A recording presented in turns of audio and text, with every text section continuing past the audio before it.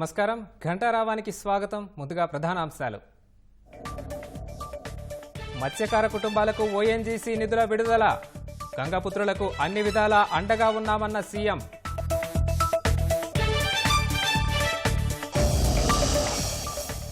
కృష్ణా జలాల పునఃపంపిణీ, కరువుపై సిపిఐ నిరసన దీక్ష. పంటలకు నీరందించడంలో ప్రభుత్వం విఫలమైందని ఆగ్రహం. గోదావరి ట్రైబ్యునల్పై కేంద్రాన్ని నిలదీయని జగన్. నామమాత్రపు లేఖలతోనే సరిపెడుతూ మౌనం.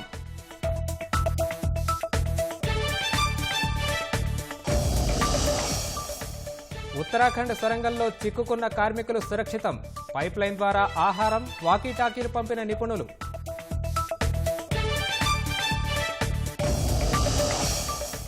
ఓటమితో నిరాశలో ఉన్న క్రికెటర్లను ఉత్సాహపరిచిన మోదీ. డ్రెస్సింగ్ రూమ్కు వెళ్లి ఆటగాళ్లకు ఓదార్పు.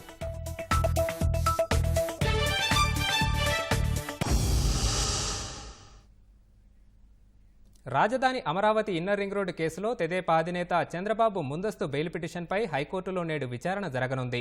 రాజధాని నగర బృహత్ ప్రణాళిక, ఇన్నర్ రింగ్ రోడ్డు అలైన్మెంట్ నిర్ణయం వ్యవహారంలో అక్రమాలు చోటు చేసుకున్నాయంటూ అందిన ఫిర్యాదుతో సిఐడి చంద్రబాబుపై కేసు నమోదు చేసిన విషయం తెలిసిందే. ఈ కేసులో ముందస్తు బెయిల్ కోసం చంద్రబాబు హైకోర్టును ఆశ్రయించారు. దీనిపై ఈ నెల 7వ తేదీన న్యాయస్థానం విచారించింది.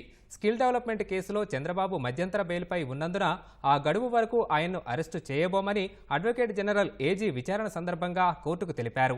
తొందరపాటు చర్యలేమీ తీసుకునే ఉద్దేశం లేదన్నారు. వాదనలు విన్న న్యాయస్థానం తదుపరి విచారణను ఇవాళ్టికి వాయిదా వేసింది. కృష్ణా జలాల పునఃపంపిణీ, రాష్ట్రంలో కరువు తీవ్రతపై విజయవాడలో సిపిఐ చేపట్టిన నిరసన దీక్ష కొనసాగుతోంది. రామకృష్ణ దీక్షకు సిపిఐ జాతీయ కార్యదర్శి నారాయణ, మాజీ మంత్రి వడ్డే శోభనాద్రీశ్వరరావు, ప్రత్యేక హోదా సాధన సమితి నాయకుడు చెలసాని శ్రీనివాస్ తదితరులు సంఘీభావం తెలిపారు. పంటలకు సాగునీరు అందించడంలో జగన్ ప్రభుత్వం విఫలమైందని వడ్డే శోభనాద్రీశ్వరరావు విమర్శించారు. కృష్ణా జలాల పంపిణీ విషయంలో కేంద్రం తీరని అన్యాయం చేసినా రాష్ట్ర ప్రభుత్వం ప్రశ్నించలేకపోవడం దారుణమని చెలసాని శ్రీనివాస్ మండిపడ్డారు.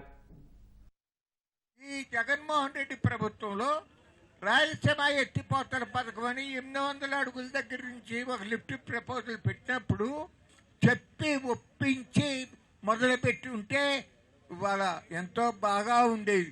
కానీ ఆ పని చేయనటువంటి తుగ్గుల వ్యక్తి మన రాష్ట్రంలో ఉండటం మనకు జరిగినటువంటి దౌర్భాగ్యం అని మీకు మనవి చేస్తూ ఉన్నాను. ఇవాళ దాదాపు కొన్ని వందల మండలాలు కరువుతో అల్లల్లాడుతూ ఉంటే కేవలం 100 మండలాలే కరువుతో ఉన్నాయి. పెద్దగా ఇదేం కాదు అని చెప్పి మాట్లాడుతూ ఉన్నాడంటే అసలు ఒక వ్యవసాయం కానీ, కరువు కాటకాలు కానీ, ప్రకృతి వైపరీత్యాలు కానీ, ఇన్పుట్ సబ్సిడీ గురించి కానీ ఏమన్నా అవగాహన ఉన్న మనిషి అయితే ఆ విధంగా మాట్లాడుతూ వర్షపూడి దాన్ని లిఫ్ట్ ఇరిగేషన్ శంకుస్థాపన చేస్తా రాష్ట్రాన్నంతా కూడా సస్యశ్యామలం చేశానని మాట్లాడాడంటే ఇంకా అసలు ఆశ్చర్యం వేస్తుంది. ఇవాళ ఆ నాగార్జున సాగర్ కుడి కాలువలో నీళ్లు రాని పరిస్థితి జరుగుతూ ఉంది. ఎంత సిగ్గులేని వాళ్ళంటే రాష్ట్ర ప్రజానీకం, రైతాంగం అందరూ కూడా ఆలోచించుకుని చాలా త్వరగా, ఎంత త్వరగా వీలైతే అంత త్వరగా ఇక్కడ ఈ రాష్ట్రంలో ఈ తుక్కల ప్రభుత్వానికి అన్ని విధాలుగా అండదండలు ఇస్తా ఉండే ఇంకొక పరమ దుర్మార్గుడు నరేంద్ర మోడీ ప్రభుత్వాన్ని గద్దె దింపడానికి అందరం కూడా కొత్త నిశ్చయంతో కృషి చేయాలి. కృష్ణా జలాల విషయంలో అందులో ఉన్న ఉత్తర భారతీయ జనతా పార్టీ నమ్మించి నమ్మద్రోహం చేసింది. దయచేసి మిత్రులారా గమనించండి. మిగులు జలాలను కూడా పనిచేసి మొత్తం పై భాగానికి వేసిన ఒక దుర్మార్గమైన ప్రక్రియ జరుగుతూ ఉంటే కేంద్ర ప్రభుత్వం నిస్సిగ్గుగా, నిర్లజ్జగా ఆంధ్రప్రదేశ్, తెలంగాణ రెండు రాష్ట్రాలకు వ్యతిరేకంగా సిగ్గు లేకుండా ట్రిబ్యునల్లో మన రాష్ట్రాలకు వ్యతిరేకంగా అఫిడవిట్ దాఖలు చేసింది. ఈ రాష్ట్రంలో ఉన్న పాలకులు తలకాయ ఢిల్లీ బాద్షా దగ్గర తాకట్టు పెట్టడం వల్ల ఈ దౌర్భాగ్య పరిస్థితి మనం దోపరించింది. సుప్రీంకోర్టు కూడా ఒకసారి గెజెట్ అయిపోయిన తర్వాత తిరిగి దాన్ని సమీక్షించే అవకాశం లేదని గమనించండి. కృష్ణా జలాల విషయంలో మాత్రం ముఖ్యంగా దెబ్బతినేది రాయలసీమ. ఈ ఎక్కడ జరిగినా అక్కడ తాగునీరు కూడా ఇబ్బంది వచ్చే పరిస్థితి ఉంటే మనం స్పందించిన సమాజమేనా? కేంద్ర ప్రభుత్వం వైఖరి దుర్మార్గంగా ఉంటే ఈ రాష్ట్ర ప్రభుత్వ వైఖరి వాళ్ళకి తాకట్టు పెట్టేటట్టు కేంద్రం ముందు తాకట్టు పెట్టేటట్టు ఉంది. ఇవాళ ఓ పక్కన కరువు సమస్య ఇవాళ మాట్లాడుతుంటే కేంద్ర కమిటీకి ఇంతవరకు కూడా నివేదిక ఇవ్వలేని దౌర్భాగ్య పరిస్థితిలో ఉన్నారంటే రేపు పొద్దున ఉత్తరాత్రి ఎలా ఉంటుందో ఆలోచించుకోండి. కృష్ణా గోదావరి జలాల వివాదాల పరిష్కారంలో సీఎం జగన్ నిర్లక్ష్యంగా వ్యవహరిస్తున్నారు. సొంత ప్రయోజనాల కోసం కేంద్రాన్ని నిలదీయలేని దుస్థితికి చేరుకున్నారు. తెలంగాణ కోరిక మేరకు కృష్ణా జల వివాదాలపై ట్రైబ్యునల్కు అదనపు అంశాలు పరిశీలించే అధికారాన్ని కేంద్రం కట్టబెట్టింది. గోదావరి ట్రైబ్యునల్ ఏర్పాటుపై నామమాత్రపు లేఖలతో ముఖ్యమంత్రి సరిపెట్టడంతో కేంద్రం ఆ దిశగా ముందుకు అడుగులు వేయడం లేదు. ఫలితంగా రాష్ట్రానికి తీవ్ర నష్టం కలుగుతోంది. సీఎం జగన్ 4.5 పాలనలో సాగు, తాగునీటి విషయంలో కేంద్ర ప్రభుత్వాన్ని నిలదీసింది లేదు. నోరు విప్పి రాష్ట్ర ప్రయోజనాల కోసం గట్టిగా గలం వినిపించింది లేదు. ముఖ్యమంత్రి అసమర్థతతో రాష్ట్రానికి నష్టం కలిగించే కృష్ణా జలాల వివాదాలపై ట్రైబ్యునల్కు అదనపు అంశాలు పరిశీలించే అధికారాన్ని కేంద్రం కట్టబెట్టింది. మరోవైపు గోదావరి జల వివాదాలు పరిష్కరించాలని కొత్త ట్రైబ్యునల్ ఏర్పాటు చేయాలనే రాష్ట్ర ప్రభుత్వ డిమాండ్ను ఇంతవరకు పట్టించుకోలేదు. 2020 అక్టోబర్ 6న ఢిల్లీలో అపెక్స్ కౌన్సిల్ సమావేశం కేంద్ర జలశక్తి మంత్రి షెకావత్ అధ్యక్షతన నిర్వహించారు. 2 తెలుగు రాష్ట్రాల సీఎంలు పాల్గొన్నారు. కృష్ణా నదిపై అదనపు ట్రైబ్యునల్ ఏర్పాటు చేయాలని తెలంగాణ సీఎం కేసీఆర్ ప్రస్తావించారు. సుప్రీంకోర్టులో కేసు ఉపసంహరించుకుంటే ట్రైబ్యునల్పై నిర్ణయం తీసుకుంటామని కేంద్ర మంత్రి పేర్కొన్నారు. అక్కడే ఉన్న సీఎం జగన్ దీనిపై తన అసమ్మతిని తెలియజేయకపోవడం కొంపముంచింది. దీంతో కేంద్రం తెలంగాణకు అనుకూలంగా నిర్ణయం తీసుకుంది. గోదావరి నదిపై 2 తెలుగు రాష్ట్రాల మధ్య వివాదాల పరిష్కారానికి ప్రత్యేక ట్రైబ్యునల్ ఏర్పాటు చేయాలని అదే అపెక్స్ సమావేశంలో సీఎం జగన్ కోరారు. తెలంగాణ రాష్ట్రం సైతం అంగీకరించింది. ఇంతవరకు ట్రైబ్యునల్ ఏర్పాటుపై నిర్ణయాన్ని కేంద్రం తీసుకోలేదు. రాష్ట్ర విభజన చట్టం ప్రకారం 2 తెలుగు రాష్ట్రాల మధ్య జల పంపకాలకు సంబంధించి వివాదం తలెత్తితే సెక్షన్ 84(3) కింద కొత్త ట్రైబ్యునల్ను ఏర్పాటు చేయవచ్చు. 1980లో గోదావరి జల పంపిణీ అవార్డు తీసుకొచ్చారు. 1975 నుంచి 1980 వరకు వివిధ రాష్ట్రాల మధ్య కుదిరిన ఒప్పందాలని గోదావరి అవార్డులుగా అమలు చేస్తున్నారు. 1978 ఆగస్టు 7న మహారాష్ట్ర, మధ్యప్రదేశ్, ఉమ్మడి ఆంధ్రప్రదేశ్లు కుదుర్చుకున్న ఒప్పందం మినహా మిగిలిన ఒప్పందాలన్నీ గోదావరి అవార్డు ప్రకారం అమలులో ఉన్నాయి. 2 తెలుగు రాష్ట్రాలకు గోదావరిలో నిర్దిష్టంగా నీటి కేటాయింపులు ప్రత్యేకంగా లేవు. వ్యాప్కోస్ అధ్యయనం ప్రకారం ఉమ్మడి రాష్ట్రానికి అన్నీ కలిపి 75% విశ్వసనీయ జలాలు 1430 టీఎంసీలు ఉన్నట్లు లెక్కించింది. ప్రస్తుతం రాష్ట్రంలో వివిధ ప్రాజెక్టుల కింద వినియోగంలో ఉన్న నీరు 659.691 టీఎంసీలు. నిర్మాణంలో ఉన్న ప్రాజెక్టులకు అవసరమైన నీరు 116.20 టీఎంసీలు. తెలంగాణలో ప్రస్తుతం ఉన్న ప్రాజెక్టుల వినియోగం 471.686 టీఎంసీలు. కొత్త ప్రాజెక్టులకు అవసరమైనది 178.116 టీఎంసీలు. ఈ పరిస్థితుల్లో కొత్త ప్రాజెక్టుల నిర్మాణానికి అవసరమైన నీరు ఉమ్మడి రాష్ట్రానికి లేనట్లే. అదే సమయంలో తెలంగాణ రాష్ట్రం గోదావరి అవార్డుకు భిన్నంగా ప్రాజెక్టులు నిర్మిస్తుండటంతో గోదావరి దిగువన ఉన్న ఏపీకి నష్టం కలుగుతోంది. ఈ క్రమంలోనే కొత్త ట్రైబ్యునల్ ఏర్పాటు అవసరమని ఏపీ డిమాండ్ చేస్తోంది. తెలంగాణ 450 టీఎంసీల వినియోగంతో 7 ప్రాజెక్టులు నిర్మిస్తుండగా తర్వాత ఆ వినియోగాన్ని ఏకంగా 714 టీఎంసీలకు పెంచిందని ఏపీ అధికారులు పేర్కొంటున్నారు. దీనివల్ల దిగువన ఉన్న రాష్ట్ర ప్రయోజనాలకు నష్టం కలుగుతోంది. నీరు ఎంత అందుబాటులో ఉందో తేల్చి ప్రాజెక్టుల వారీగా 2 తెలుగు రాష్ట్రాలకు కేటాయించడంతో పాటు తక్కువగా నీరు ఉన్నప్పుడు ప్రాధాన్యాలు తేల్చేలా ప్రోటోకాల్ను కూడా ట్రైబ్యునల్ నిర్ణయించాల్సి ఉంటుంది. దీనికోసం గోదావరిపై కొత్త ట్రైబ్యునల్ను కోరుకుంటున్నా కేంద్రం కనికరించడం లేదు.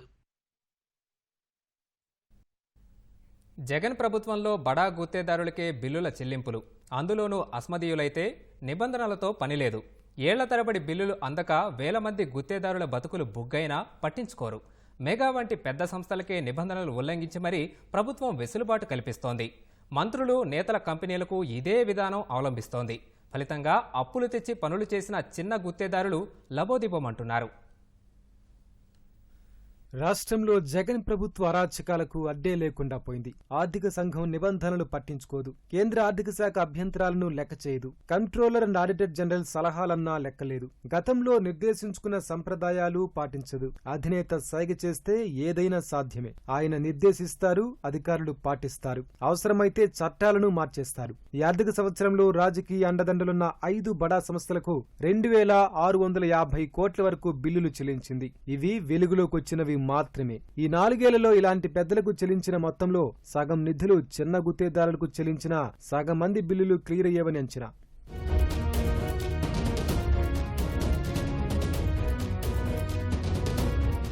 వైకాపా అధికారంలోకి వచ్చాక రాష్ట్రంలో 43 మంది చిన్న మధ్యతరగతి గుత్తేదారులు ఆత్మహత్యలు చేసుకున్నారని బిల్డర్స్ అసోసియేషన్ ఆఫ్ ఇండియా రాష్ట్ర శాఖ ప్రకటించింది. వేల మంది చిన్న గుత్తేదారులు బిల్లులందక వెలవెల్లాడుతోంటే జగన్ ప్రభుత్వం ఫిఫో నిబంధనలు ఉల్లంఘించి రాజకీయ ప్రాబల్యం ఉన్నవారికే చెల్లిస్తోంది. అమాత్యుల కంపెనీలు, ఎమ్మెల్యేలు, ఎంపీల బంధువుల కంపెనీలకు, అధినేత సన్నిహిత కంపెనీలకే సొమ్ము అందుతోంది. తాజాగా మేఘా కంపెనీకి కొత్త తరహాలో ప్రయోజనం కల్పించేందుకు సిద్ధమైంది. ఆ కంపెనీ పెండింగ్ బిల్లులకు ప్రభుత్వం గ్యారెంటీలు అందిస్తోంది. ఆ బిల్లులు ఎప్పటిలోగా చెల్లించబోయేది సంబంధిత శాఖల కార్యదర్శులు గ్యారెంటీ పత్రాలు ఇస్తున్నారు. వాటిని ఆధారంగా మేఘా కంపెనీ బ్యాంకుల నుంచి రుణాలు తీసుకుంటోంది. ప్రభుత్వం సొమ్ము ఖాతాలో జమ చేశాక వడ్డీతో కలిపి ఆ బ్యాంకులు జమ చేసుకుంటాయి. రాష్ట్రంలో వేల మంది కాంట్రాక్టర్లు పెండింగ్ బిల్లుల కారణంగా అప్పులకు వడ్డీలు కట్టలేక ఇబ్బంది పడుతున్నా వారి సంగతి గాలి కొదిలేసి ఇలా బడా గుత్తేదారుల ప్రయోజనాలకు ప్రభుత్వం బాటలు వేస్తోంది. సెప్టెంబర్లో వరుస క్రమం తప్పి దాదాపు 650 కోట్ల రూపాయలు బడా రాజకీయ గుత్తేదారులకు చెల్లించింది. ఇవి కాకుండా రాయలసీమ ఎత్తిపోతలలో 739 కోట్లు, తాజాగా బిల్లు డిస్కౌంటింగ్ విధానంలో దాదాపు 1300 కోట్లు మేఘా కంపెనీకి చెల్లిస్తోంది.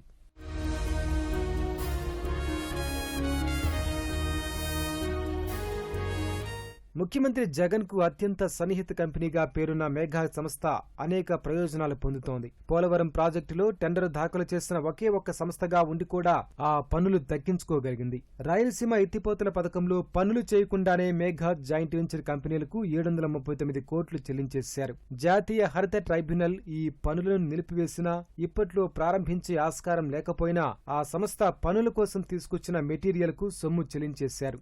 అంతేకాదు పవర్ ఫైనాన్స్ కార్పొరేషన్, గ్రామీణ విద్యుదీకరణ కార్పొరేషన్ల నుంచి రుణం తీసుకుని ఆ మొత్తం రాష్ట్ర ఖజానాకు రప్పించకుండా నేరుగా గుత్తేదారుకు చెల్లించేయడం విశేషం. ఇప్పుడు తాజాగా పెండింగ్ బిల్లులకు మేఘా కంపెనీ ప్రభుత్వం నుంచి గ్యారెంటీలు పొందుతోంది.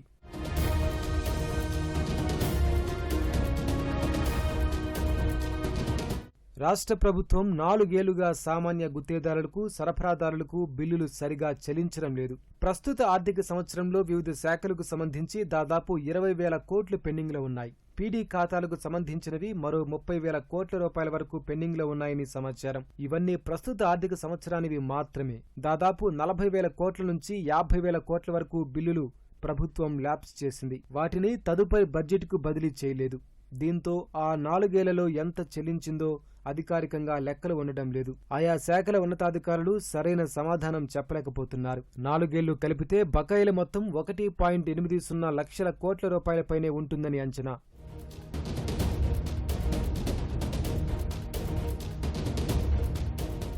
బిల్లుల చెల్లింపులకు గత ప్రభుత్వ హయాంలో ఎన్ఏపీ సాఫ్ట్వేర్ ఆధారంగా సిఎఫ్ఎంఎస్ వ్యవస్థను రూపొందించారు. బడ్జెట్ మంజూరు, అందుబాటు, బిల్లుల స్వీకరణ, చెల్లింపుల విషయాలు శాఖలన్నింటికీ తెలిసేవి. చెల్లింపులకు ఫిఫో విధానం అమలు చేసేవారు. ఖచ్చితంగా వరుస క్రమంలోనే చెల్లింపులు సాగేవి. వరుస తప్పితే అందుకు కారణాలను ఖచ్చితంగా నమోదు చేయాల్సి ఉండేది. జలవనరుల శాఖ బిల్లుల చెల్లింపులకు మరో ఫిఫో వ్యవస్థ ఉండేది. ఉల్లంఘనకు తావుండేది కాదు. వైకాపా ప్రభుత్వంలో ఇదంతా దారి తప్పి అనుయాయులకే చెల్లించే వ్యవస్థ మొదలైంది. అనేక సందర్భాల్లో చిన్న గుత్తేదారుల చిన్న బిల్లులను పక్కన పెట్టేసి బడా రాజకీయ గుత్తేదారులకు వరుస క్రమం తప్పి మరీ వేల కోట్ల మొత్తాల చెల్లించడమూ వివాదమైంది. మత్స్యకారులకు రాష్ట్ర ప్రభుత్వం ఎల్లవేళలా అండగా ఉంటుందని ముఖ్యమంత్రి జగన్ చెప్పారు. ఓఎన్జీసీ పైపులైన్ కారణంగా కోనసీమ, కాకినాడ జిల్లాల్లో నష్టపోయిన 23,458 కుటుంబాలకు ఆ సంస్థ నుంచి ఏటా సాయం ఇప్పిస్తున్నట్లు తెలిపారు. 4వ విడత కింద 161.86 కోట్లు ఓఎన్జీసీ సంస్థ అందించినట్లు వెల్లడించారు. సోమవారం విశాఖలో జరిగిన అగ్ని ప్రమాదంలో బోట్లు కోల్పోయిన మత్స్యకారులను ఆదుకుంటామన్నారు. వారి తరపున ఓఎన్జీసీతో మాట్లాడి ఇప్పటి వరకు 3 దశల్లో 323 కోట్ల రూపాయల నష్టపరిహారం ఇప్పటికే ఇప్పించడం కూడా జరిగింది. ఈరోజు 4వ విడత పరిహారంగా ఈ ఏడాది జనవరి నుంచి జూన్ వరకు 6 నెలలకు సంబంధించి ఈరోజు 161 కోట్ల రూపాయలు పరిహారాన్ని కూడా 4వ ఏడాది కూడా ఈరోజు ఇక్కడి నుంచి నేరుగా వారి ఖాతాల్లోకి జమ చేసే కార్యక్రమం ఈ కార్యక్రమం ద్వారా జరుగుతూ ఉంది. నిన్న విశాఖపట్నంలో జరిగిన ఒక ఘటన కూడా 40 బోట్లు కాలిపోయిన ఘటన మన దృష్టికి వస్తే ఆ బోటు కొత్తది తీసుకోవాలి అని అంటే ఎంత అవుతుందో లెక్క కట్టమని చెప్పి ఆ బోటుకు సంబంధించి 80% ప్రభుత్వమే ఇచ్చేట్టుగా కూడా వెంటనే ఆదేశాలు జారీ చేయడం జరిగింది. ఈరోజు ఈ మంచి రోజున ఆ చెక్కుల డిస్ట్రిబ్యూషన్ కార్యక్రమాలు కూడా అది కూడా ఇమ్మని చెప్పి కూడా మంత్రికి అధికారులందరికీ కూడా ఆదేశాలు కూడా ఇవ్వడం జరిగింది. చుట్టుపక్కల సుమారు 16 గ్రామాల్లోని ఎస్సీ విద్యార్థులకు అదొక్కటే వసతి గృహం. అది శిథిలావస్థకు చేరుకోవడంతో పాఠశాలలోని ఓ గదిలోనే పిల్లలు రోజులు గడుపుతున్నారు. అందులోనూ కనీస సౌకర్యాలు లేక తీవ్ర అవస్థలు పడుతున్నారు. బాగా చదువుకొని భవితకు బంగారు బాటలు వేసుకోవాల్సిన తరుణంలో విద్యార్థులు సమస్యలతో పోరాటం చేస్తున్నారు. మాటలతో గొప్పలకు పోయే ప్రభుత్వం వారిని పట్టించుకున్న పాపాన పోలేదు.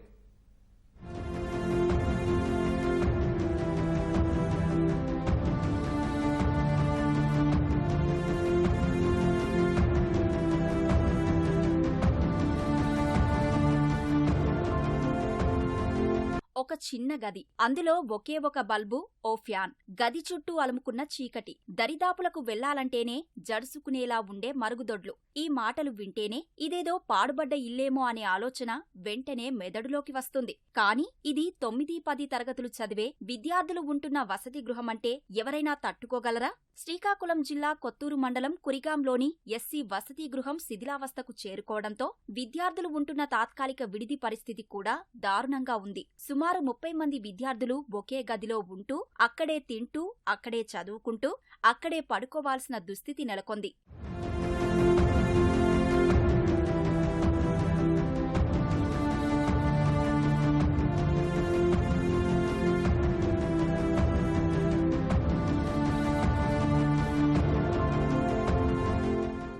ఆంధ్ర ఒడిశా సరిహద్దు గ్రామమైన కురిగాంలో దాదాపు 40 ఏళ్ల క్రితమే ఎస్సీ సాంఘిక సంక్షేమ శాఖ ఆధ్వర్యంలో బాలుర వసతి గృహం నిర్మించారు. చుట్టుపక్కల ఉన్న 16 మారుమూల గ్రామాలకు ఒకే ఎస్సీ వసతి గృహం కావడంతో పెద్ద సంఖ్యలో పేద విద్యార్థులు వసతి గృహంలో ఉంటూ చదువుకునేవారు. గ్రామాల్లోని పేద ఎస్సీ ప్రజలు వలసలపైనే ఆధారపడి జీవిస్తుండడం, హాస్టల్కు సమీపంలోనే ఉన్నత ప్రాథమికోన్నత పాఠశాలలు ఉండడంతో తల్లిదండ్రులు పిల్లల్ని వసతి గృహంలో ఉంచి పనులు చూసుకునేవారు. కొంతకాలంగా కనీస నిర్వహణకు కూడా నోచుకోకపోవడంతో వసతి గృహం శిథిలావస్థకు చేరుకుంది. పైకప్పు నుంచి పెచ్చులు ఊడిపడుతుండడం, ఇనుప చువ్వలు తేలి వేలాడుతుండడం, స్తంభాలు కుంగిపోతూ పిల్లల్ని భయపెడుతున్నాయి. మరుగుదొడ్లు ఉన్నా పనిచేయవు. దీంతో ఎప్పుడు ఏం జరుగుతోందనన్న భయంతో విద్యార్థులు ఒక్కొక్కరిగా హాస్టల్ను వీడి వెళ్లిపోయారు. దీంతో గ్రామస్తులు చొరవ చూపి పక్కనే ఉన్న పాఠశాలల్లోని ఓ గదిలో విద్యార్థులు ఉండేలా తాత్కాలిక వసతి కల్పించారు. అక్కడ పరిస్థితులు దారుణంగా ఉండడంతో పిల్లలు చదువుకోలేక అవస్థలు పడుతున్నారు. మాకు ఇక్కడ హాస్టల్లో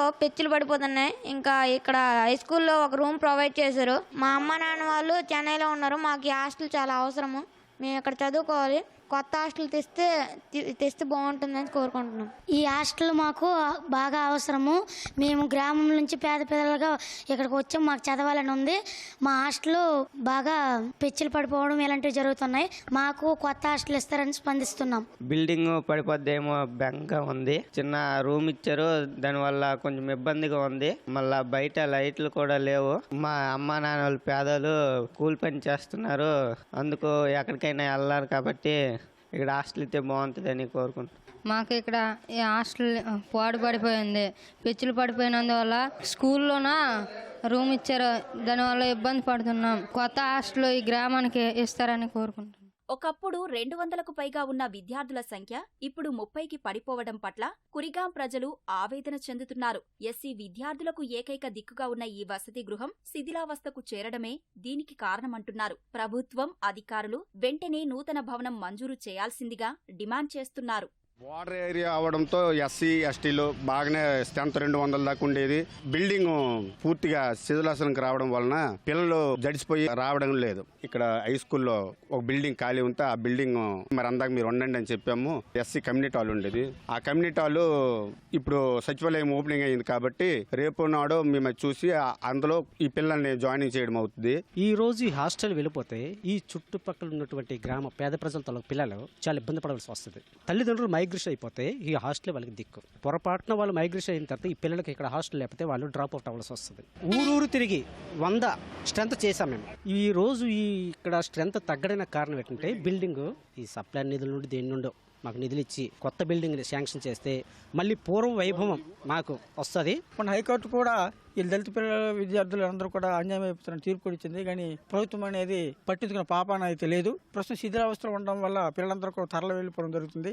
మాకు ఎలాగైనా ఇక్కడ హాస్టల్ అనేది అవసరం అండి. ఈ హాస్టల్ని ఎలాగైనా ఇక్కడ ఉన్నట్లు చేస్తారని నేను కోరుకుంటున్నాను. మాకు గ్యారెంటీగా ఎంత ఈ ఊరికి హాస్టల్ అనేది కావాలి. ఎందుకంటే ఏ యువతలు ఎస్సీ హాస్టల్ యువతలు లేదు కాబట్టి పిల్లలు మాత్రం బాగా ఇబ్బంది పడతారు. యువతల హాస్టల్ అసలు ఏమీ లేదు. కడుగులో బీసీ హాస్టల్ ఉంది, మాకు ఎస్సీ హాస్టల్ అయితే లేదు. మాకు కన్ఫర్మ్ మంజూరు చేస్తాను మేము కోరుతున్నాం. కొండ చర్యలు విరిగిపడి ఉత్తరాఖండ్ ఉత్తరకాశీలోని సొరంగంలో చిక్కుకుపోయిన 41 మంది కార్మికులు సురక్షితంగానే ఉన్నారు. ప్రమాదం జరిగిన 10 రోజుల తర్వాత ఎండోస్కోపీ కెమెరా ద్వారా వారు లోపల ఉన్న దృశ్యాలను బయటకు విడుదల చేశారు. సోమవారం సొరంగం లోపలికి శిథిలాల ద్వారా 6 ఇంచుల పైప్లైన్ను విజయవంతంగా చొప్పించడంతో వారితో అనుసంధానం సాధ్యపడింది. ఆ పైప్లైన్ ద్వారా వారికి వేడివేడి ఆహార పదార్థాలను పంపాయి. వారితో మాట్లాడేందుకు వాకీటాకీలను కూడా పంపాయి. వీలైనంత త్వరగా వారిని బయటకు తీసుకునేందుకు ప్రయత్నాలు ముమ్మరం చేశారు.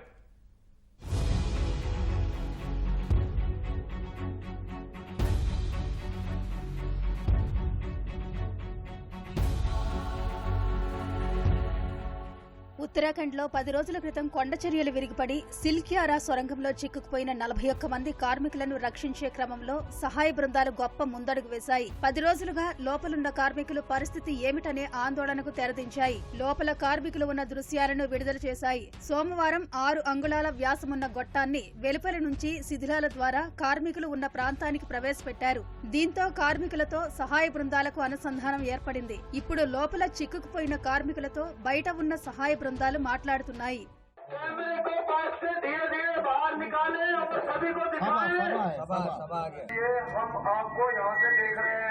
उसको बोलो वॉकी टॉकी अगर पाइप के पास ला सकते हो तो जी आप पाइप के पास आके वॉकी टॉकी से बात करें और कैमरे पे पता चल जाना चाहिए हम आपको यहाँ से देख रहे हैं. पास आके वॉकी टॉकी से बात करें. बात कर रहा है. ఇప్పటి వరకు 4 అంగుళాల వ్యాసమున్న గొట్టం ద్వారా ఆక్సిజన్ ఎండు ఫలాలను మాత్రమే లోపలికి పంపారు. ఇప్పుడు మరింత పెద్ద పైప్ లైన్ ను లోపలికి పంపడంతో తొలిసారి వేడి ఆహార పదార్థాలను కార్మికులకు చేర్చారు. సిలిండర్ బాటిళ్లలో వేడివేడి కిచిడీని నింపి పంపించారు. నారింజ, యాపిల్, తియ్యటి నిమ్మకాయల జ్యూసును కూడా పంపారు. ఆహారంతో పాటు వాకీటాకీ 2 చార్జర్లను లోపలికి చేర్చారు. అదే గొట్టం ద్వారా ఎండోస్కోపీ కెమెరాను పంపిన సహాయ బృందాలు లోపల వారు ఎలా ఉన్నారో దృశ్యాలను రికార్డ్ చేశారు. కార్మికులు లోపల ధైర్యంగా ఉన్న దృశ్యాలు కనిపించాయి. తాము ఆరోగ్యంగానే ఉన్నట్లు కార్మికులు వాకీటాకీలో చెప్పారు. ఫలితంగా కార్మికుల క్షేమంపై బంధువులు, ప్రభుత్వాల ఆందోళన చాలా వరకు తీరింది.